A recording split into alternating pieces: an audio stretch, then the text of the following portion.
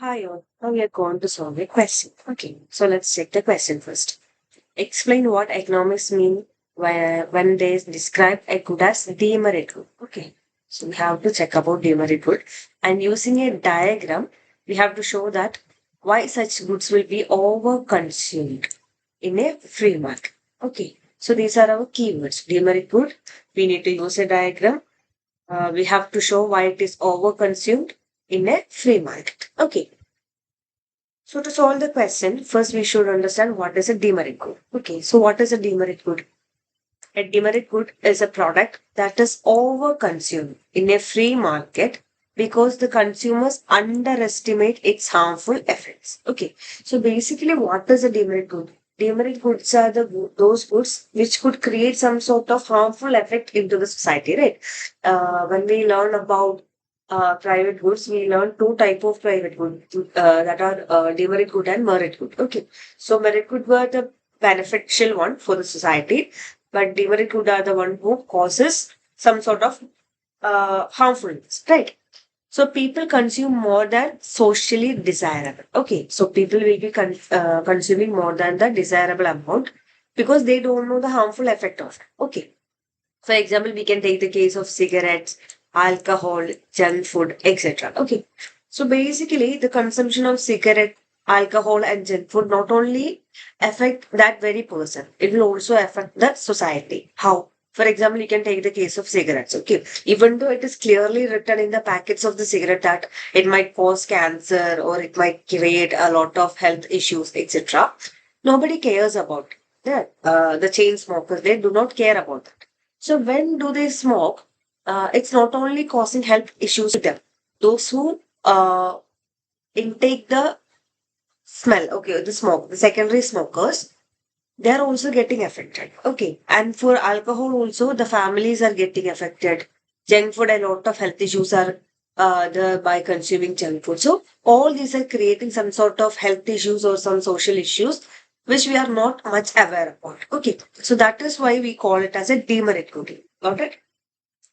So now we have to check why does overconsumption happen. So we mentioned that overconsumed, right? So we have to understand why the overconsumption is occurring. So first thing is imperfect information. So we are not fully aware about the demerits of that particular product that we are consuming.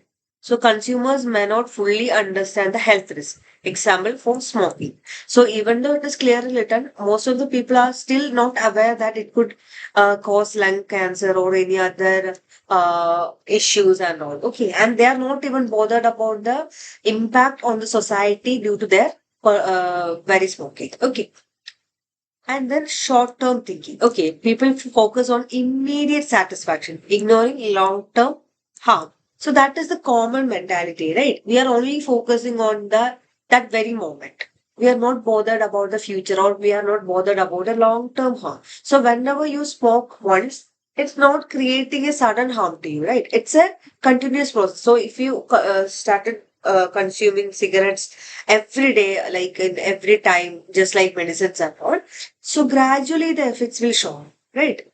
So before till that, okay, like till that very point, you will almost get addicted to it. So you won't be able to get back from the consumption once it is already affected you. Okay?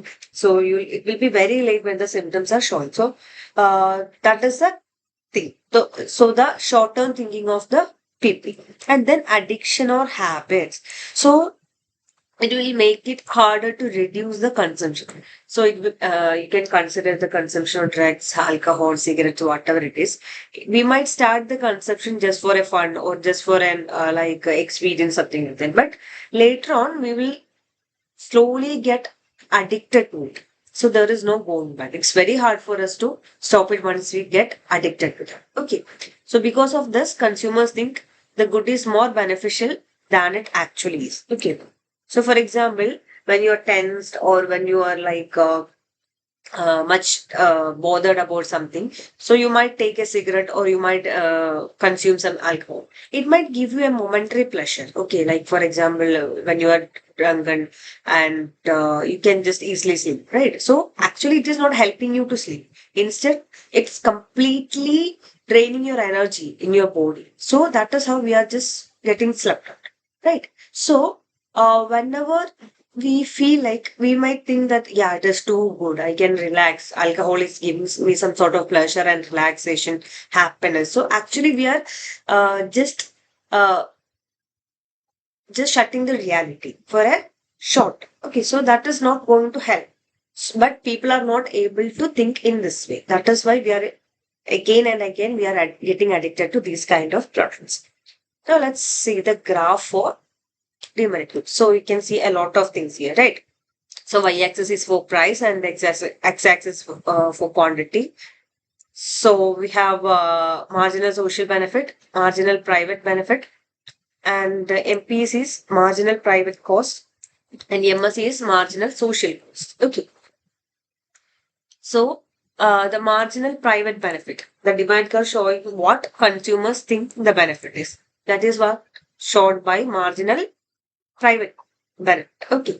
And MSB, that is a marginal social benefit, that shows the true benefit to society. So this is what the consumer is thinking. If they consume this much, they will be doing something good to the society. But this is the actual benefit. So there is a huge difference between them, right?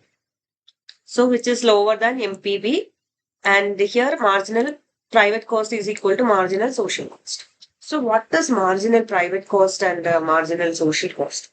So marginal social cost is the total cost to society. So it is the total cost. Okay, total cost to society.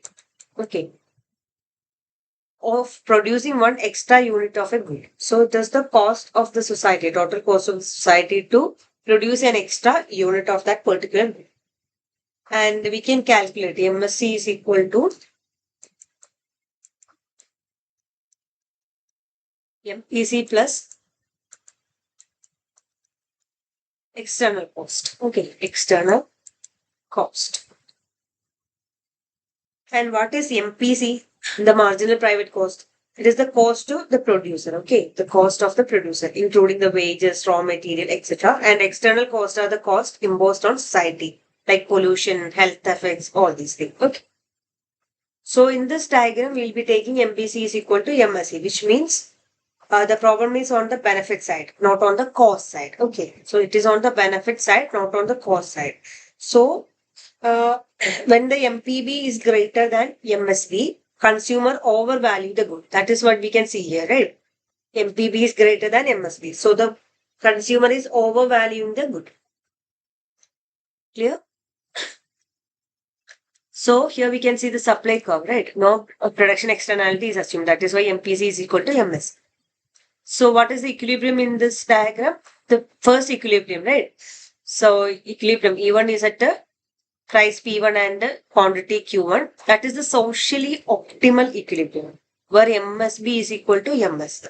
So the marginal social benefit is equal to marginal social cost. This is the social beneficial point, right? A social optimal equilibrium. Okay. It represents the correct level of consumption without harming the society much. Okay. And then we have the next equilibrium, that is E2 with the quantity Q2 and the price P2. So this is the free market equilibrium where MPB equal to MPC. Okay. So here marginal private benefit is equal to marginal private cost. Okay.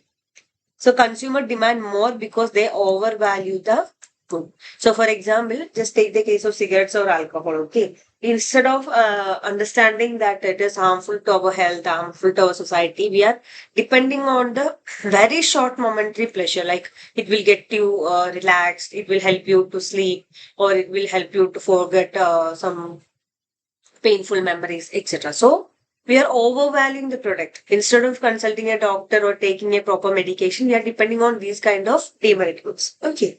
So the overconsumption. This is the overconsumption because Q1 is greater than Q2 is greater than Q1, right? So the good is over consumed. Okay. And in the free market. So we can see the welfare loss here, right? So this should have been the equilibrium, but the actual equilibrium is here, which creates some sort of welfare loss in the society. So this triangle shows the deadweight laws or the welfare laws. Okay. This shows the laws of social welfare due to over consumption. Laws of social welfare due to over consumption. So this is how you have to answer the question. These are the points that you should mention while answering the question.